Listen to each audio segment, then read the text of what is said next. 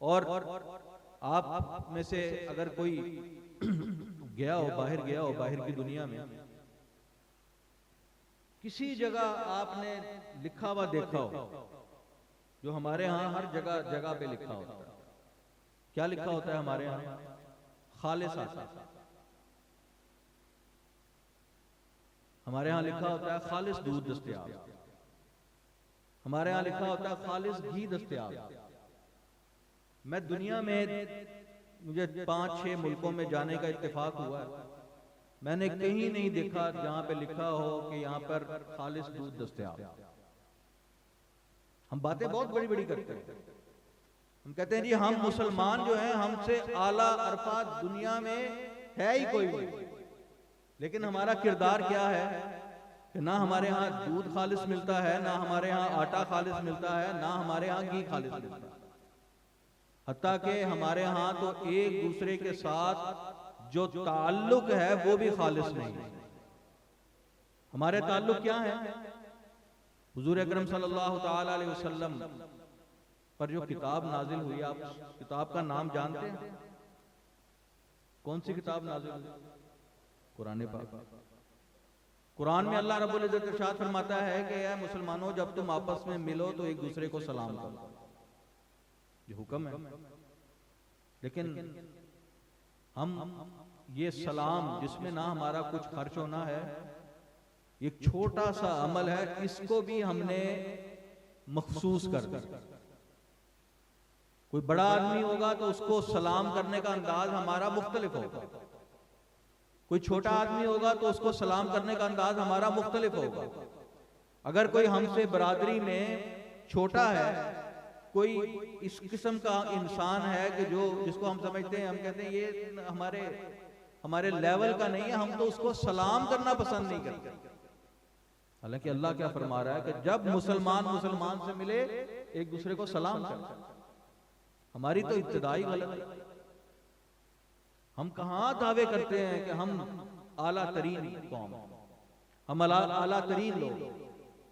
ये छोटी छोटी बातें जो हैं, ये हमारे अंदर इतनी ज्यादा पाई जाती हैं कि अगर हम इनको दूर करना शुरू करें तो कहीं हमें 4, 5, 6, 8, 10 साल लगेंगे कि हम इस काबिल होंगे कि हमें मुसलमान कहा।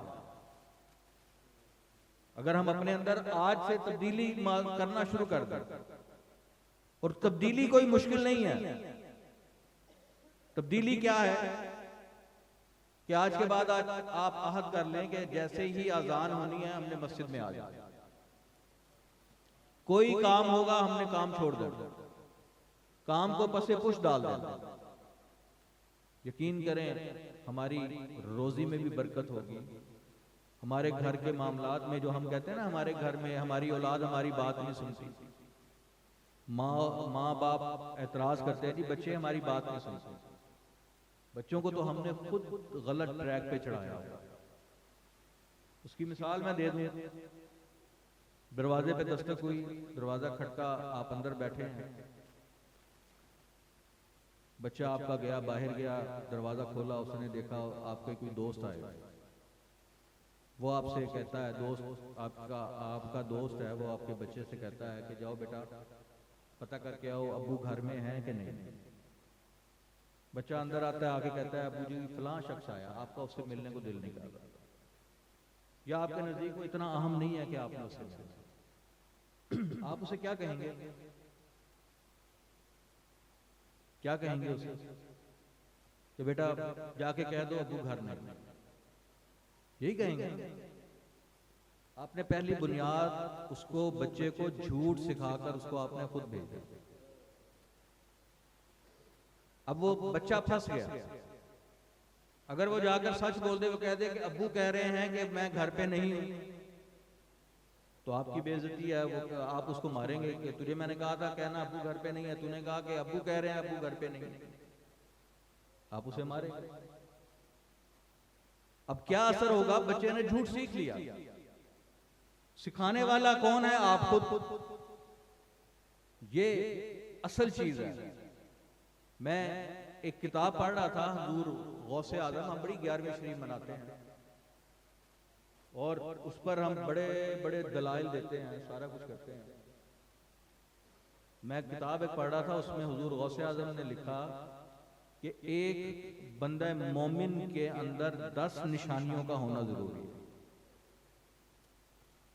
फिर आपने उनकी वजाहत फरमाई। आपने फरमाया एक बंदा मोमिन में सबसे बड़ी निशानी क्या है? वो है सिद्कुल लिसान, कुछ हो जाए सच बोल। सिर्फ मोमिन की निशानी बताई है, अभी मुत्तकी परहेजगार की निशानी नहीं बताई। उसमें एक निशानी क्या फरमाया? सिद्कुल लिसान, कि अपनी जुबान को सच बोलने के लिए इस्तेमाल करें। एक निशानी बताई अपनी निगाहों की हिफाजत करना। हम तो अपनी निगाहों की हिफाजत नहीं करते, और ये शायद आपने पढ़ा होगा, लेकिन आज सुन लें कि जब हम कोई गुनाह करते हैं तो हमारे आज़ा उस पर गवाह बनते हैं, और ये आज़ा क़यामत के दिन हमारे खिलाफ गवाही देंगे। कहां जाएंगे? कहां बच के जाएंगे? बस मेरा मकसद खिताब करना नहीं होता। मेरा मकसद यही होता है कि हम अपने आप को थोड़ा सा बेदार करें, अपने आप को जगाएं। ये महफिल करना, आपस में बहस मुबासा करना, ये बड़ी अच्छी चीज है, लेकिन उस सबसे पहले हमें अपने आप को मुसलमान बनाना है, मुसलमान साबित करना। मैं इसको बड़े अच्छे अंदाज से, बच्चे हैं आप सब, बच्चे भी बैठे हैं, बुजुर्ग मेरे उम्र के भी हैं, मुझसे बड़े भी हैं। मैं सिर्फ यही कहना चाहता हूं कि क्या आपने कभी इस तरफ तवज्जो दी कि नबी करीम सल्लल्लाहु ताला अलैहि वसल्लम ने जब ऐलान नबूवत फरमाया तो ऐलान नबूवत के वक्त आपके अल्फाज क्या थे? कभी उस तरफ तवज्जो दी? आपने डायरेक्ट नहीं कहा था कि मैं अल्लाह का नबी हूं। पहला सवाल क्या फरमाया था आपने? आपने कहा था अगर मैं तुम्हें ये कहूं कि तुम्हारे ये पहाड़ जिसके पास मैं खड़ा हूं, इस पहाड़ के पीछे तुम्हारा दुश्मन लश्कर जो है वो आ गया, तो तुम क्या करोगे? कुफारे मक्का ने जवाब दिया कि हम कहेंगे कि आपने सच कहा। क्यों सच कहा? कि हमने आपको 40 साल जिंदगी में हमने कभी आपको झूठ बोलते हुए नहीं सुना। किरदार था ना, और उसी किरदार की बुनियाद पर आपने नबूवत का ऐलान फरमाया। और आप यकीन फरमाइए, एक शख्स भी ऐसा नहीं है कि जो ये कहे कि मुझे नबी करीम सल्लल्लाहु ताला अलैहि वसल्लम ने जबरदस्ती कलमा पढ़ाया। कोई है ऐसा शख्स? लेकिन हमारा किरदार क्या है कि हमें देखकर कोई मुसलमान नहीं होगा, हमें देखकर कोई इस्लाम छोड़ तो सकता है, हमें देखकर कोई मुसलमान नहीं हो सकता। और मैं हैरान होता हूं कि हम उनको गालियां भी निकालते हैं, हम उन्हें गैर मुस्लिम कहते हैं, हम उन्हें कहते हैं कि वो हुजूर अकरम सल्लल्लाहु ताला अलैहि वसल्लम पर ईमान नहीं लाए, लेकिन यकीन कीजिए कि वो ना झूठ बोलते हैं ना बेईमानी करते। मैं आपको एक वाकया सुनाता हूं जो मेरे साथ हुआ। हजरत साहब का 2010 में विसाल हुआ, 2011 में मैं साउथ अफ्रीका गया तबलीगी दौरे पर। तो साउथ अफ्रीका में एक शहर है केप टाउन, उसका नाम। केप टाउन में बाकी शहरों की निस्बत कुछ सर्दी ज्यादा, तो मैं अपने आम कपड़े जो हैं वो लेकर गया था, कुछ जैकेट वगैरह लेकर नहीं गया। तो जिस दिन मैं वहां पहुंचा वहां पे बर्फबारी हुई और शदीद बारिश हुई, तो मुझे सर्दी महसूस हुई। तो मैंने वो जो मुरीदीन है हज़रत साहब के, मैंने उनसे कहा कि चलें मार्केट चलते हैं, कोई जैकेट वगैरह ले लें। उन्होंने भी मुझे कहा कि हज़रत चलें कोई जैकेट ले लेते हैं। हम एक मॉल में चले गए, वहां पे ख़वातीन सेल्स गर्ल थी। हमने वहाँ पर एक जैकेट पसंद की, जैकेट पसंद करके मैंने वो पहन ली और हम वापस आ गए। जब हम गाड़ी की तरफ, गाड़ी के दरवाजे पर पहुंचे, दरवाजा खोलने लगे तो पीछे से वो जो लड़की जिसने मुझे वो सेल की थी, सेल्स गर्ल, वो भागी हुई आई दौड़ती हुई और इशारा करने लगी कि रुक जाए। हम रुक गए कि पता नहीं क्या माजरा हुआ, ये बच्ची क्यों भागी आ रही है। करीब आई तो उसके पास कुछ पैसे थे, उनकी करेंसी रैंड कहलाती है वो थे, उसके कुछ नोट उनके हाथ में। वो नोट उसने मुझे वापस कर दिए। उसने कहा कि सर, ये जब आपने जैकेट खरीदी उस वक्त हमारे मैनेजर को फोन आ गया कि जिस कंपनी की आपने ये जैकेट खरीदी है उस कंपनी ने अपनी तमाम मसनूआत पर, तमाम चीज़ों पर 50% डिस्काउंट कर दिया, रियायत कर दी, क्योंकि आप खरीद चुके थे और उधर से उन्होंने ऐलान कर दिया कि 50% डिस्काउंट हो गया, तो मैं आपको वो 50% पैसे जो है मैं वापस देने आया। क्या हमारे यहाँ किसी भी जगह ये किरदार है कि आपने कोई चीज खरीदी हो और फौरी तौर पे आपको पैसे वापस मिल गए? कौन है? हम कहेंगे कि गैर मुस्लिम है। कह दिया हमने गैर मुस्लिम है। हमारे नबी सल्लल्लाहु ताला अलैहि वसल्लम को नबी नहीं मानते, ठीक है, नहीं मानते, लेकिन उनके अंदर वो क्वालिटीज हैं, वो खूबियां हैं जो एक मुसलमान में होनी चाहिए, जो हम में नहीं है। हम जानते हैं अगर आज अभी रात को 12 बजे पेट्रोल कम हो जाए, आप पेट्रोल पंप पे जाएंगे, वो कहेगा जी हमने तो महंगा खरीदा हुआ है, हम आपको सस्ता कैसे दें? और अगर महंगा हो जाएगा तो रोक देंगे। किसी को पता चल जाए कि ये चीज 2 दिन बाद महंगी होने वाली है, वो रोक देंगे, उसकी फरोख्त रोक देंगे कि ठहर जाए, 2 दिन बाद ये महंगी होगी, हम बेचेंगे, हमें प्रॉफिट होगा। हमारा तो ये किरदार। तो हमें बहैसियत मुसलमान ये कोई मुश्किल काम नहीं है, अपने ऊपर इंप्लीमेंट करें। आज आप आहद करें कि मैं अपने आप को तब्दील करना शुरू करूंगा, ना आप मेरी तरफ देखें ना मैं आपकी तरफ देखूं कि पहले ये तब्दील हो तो मैं तब्दील हूं। इस तरह कभी तब्दीली वाकई नहीं है। तब्दीली कब आएगी? जब हम अपनी जात से शुरू करेंगे।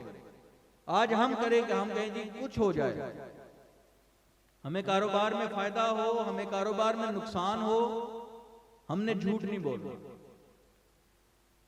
जैसे ही अजान होनी है हमने नमाज पढ़ लेनी है। जब तक हम अपने आप को तब्दील नहीं करेंगे, इस्लाम जो है वो उस अंदाज से नहीं फैलेगा जिस अंदाज से फैलना चाहिए।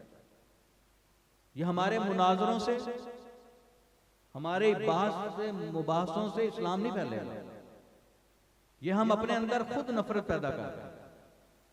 हमें इन बातों में उलझने की जरूरत नहीं है जिनके बारे में अल्लाह नहीं पूछेगा। हमें उन बातों में उलझने की जरूरत है, उन पर अमल करने की जरूरत है जो अल्लाह हमसे सवाल फरमाएगा। जब अल्लाह हमसे पूछे मन रब्बू का, तो हमें पता हो कि हमारा रब कौन है। जब अल्लाह हमसे पूछे मा दीनू का, तुम्हारा दीन क्या है, हमें पता हो। जब हमें नबी करीम सल्लल्लाहु ताला अलैहि वसल्लम की तस्वीर दिखाई जाए तो हमारा अकीदा इतना पुख्ता हो कि हम देखते ही कह दें कि ये मोहम्मद मुस्तफ़ा सल्लल्लाहु ताला अलैहि वसल्लम। क़यामत के दिन हमें शर्मिंदगी ना हो। एक हदीस बयान करके बात को मुख्तसर करता हूं। हुजूर अकरम सल्लल्लाहु ताला अलैहि वसल्लम हमारे हालात से बाखबर है, ये यकीन करें। हमारा एक एक अमल जो है वो हुजूर अकरम सल्लल्लाहु ताला अलैहि वसल्लम की बारगाह में पेश किया जाता है। हदीस शरीफ के अल्फाज हैं, नबी करीम सल्लल्लाहु ताला अलैहि वसल्लम इरशाद फरमाते हैं कि जुम्मा के दिन मेरी उम्मत के अमाल मेरे सामने पेश किए जाते हैं। किसी ने क्या किया, फलाने क्या किया, फलाने क्या किया, ये सारा कुछ हुजूर अकरम सल्लल्लाहु ताला अलैहि वसल्लम की बारगाह में पेश होता है। और आप क्या फरमाते हैं? आप फरमाते हैं कि जब मैं ये देखता हूं कि मेरी उम्मत ने इस हफ्ते के दौरान अच्छे काम किए हैं तो मैं अल्लाह रब्बुल इज्जत की बारगाह में सजदाए शुक्र करता हूं कि इस हफ्ते में सुकून रहा है, मेरी उम्मत ने ज्यादा नेक अमल किया। फिर फरमाते हैं कि अगर खुदा ना खास्ता मेरी उम्मत ने हफ्ते के दौरान गुनाह ज्यादा किए हों, नेकियां कम की हों, तो मैं अल्लाह की बारगाह में फिर भी सजदा करता हूं, लेकिन वो सजदा शुक्र नहीं होता। वो अपनी उम्मत के लिए मैं अल्लाह की बारगाह में दुआ करता हूं, परवरदिगार मेरी उम्मत इस हफ्ते नेकियां कम की हैं, मैं तेरी बारगाह में अर्ज करता हूं परवरदिगार मेरी उम्मत की गलतियां, कोताहियां, खताएं माफ फरमा। ऐसा नबी हमें कहां मिले जिसको अभी तक हमारी फिक्र है, लेकिन हम उनकी फिक्र नहीं करते। हमारे लिए हमारी बरादरी, हमारी रिश्तेदारी, हमारी दोस्ती ज्यादा अहम है। ये हकीकत बात है। मेरे वालिद गिरामी फरमाया करते थे कि इस वक्त ये दौर है कि जहां आपका सगा भाई आपका भाई नहीं है। आपने एक दोस्त को भाई का दर्जा दे दिया और आप उस दोस्त को अपने सगे भाई से ज्यादा अहमियत देते हैं, हालांकि आपको अपने सगे भाई के साथ खड़ा होना चाहिए। आप अपने मुंह बोले वालिदैन को सगे वालिदैन से ज्यादा फौकियत देते हैं। ये आजकल हो रहा है। हम अपने वालिदैन का उस तरीके से अदब नहीं करते जिस अंदाज से हमें अदब करना चाहिए। हमारे बच्चे उस अंदाज से अपने वालिदैन की खिदमत नहीं करते जिस अंदाज से करनी चाहिए।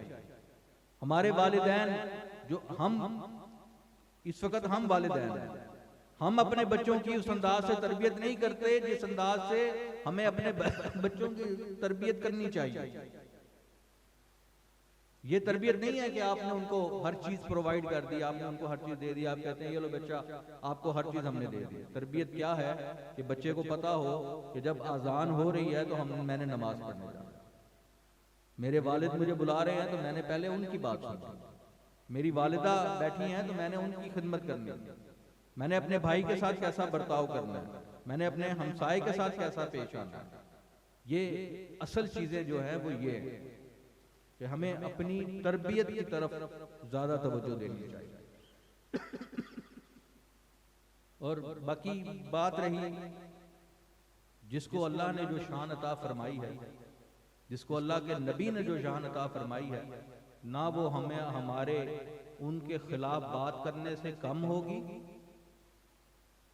हमारी तरफ से उनकी याद में अच्छा बयान कर देना, उनकी तौसीफ में तहमीद में इजाफा तो हो सकता है, लेकिन हम अगर उनके खिलाफ सारा दिन भी बोलते रहें, अब यकीन फरमाइए कि उनकी एक नुक्ते के बराबर भी हम तनकीस नहीं कर सकते। उनकी शान तो अल्लाह ने बुलंद कर दी, तो जिसकी शान अल्लाह ने बुलंद कर दी उसे इंसान कम नहीं कर सकता।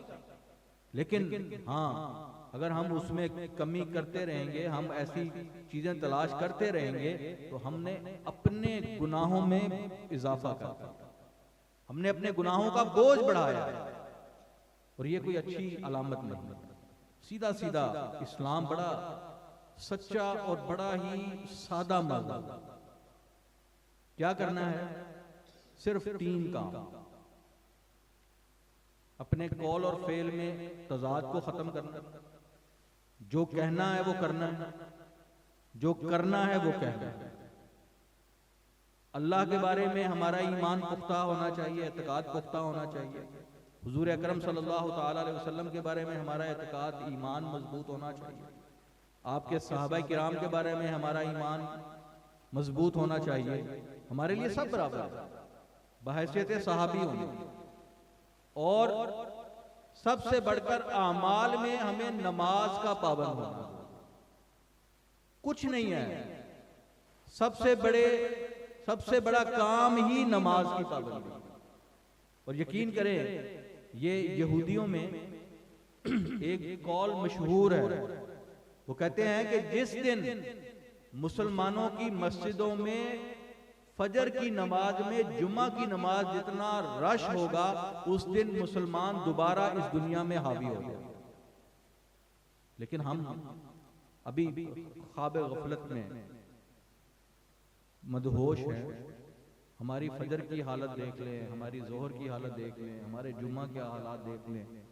हम तो आते उस वक्त हैं जब दूसरी आज़ान होती है कि कहीं कोई अच्छी बात हमारे कान में ना पड़ जाए, खतीब साहब कोई अच्छी बात ना बता दें कि हमें सुनकर उस पर अमल ना करना पड़े। इसलिए हम दूसरी आज़ान में भागे भागे आते हैं, आधा वुज़ू किया होता है, आधा रास्ते में करते आते हैं।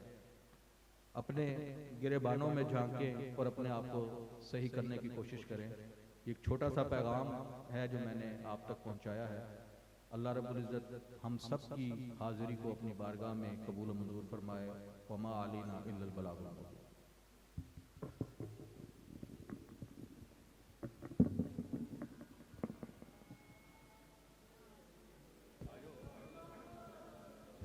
लाखों सलाम शम्ए बज़ में हिदायत पे, लाखों सलाम शम्ए बज़ में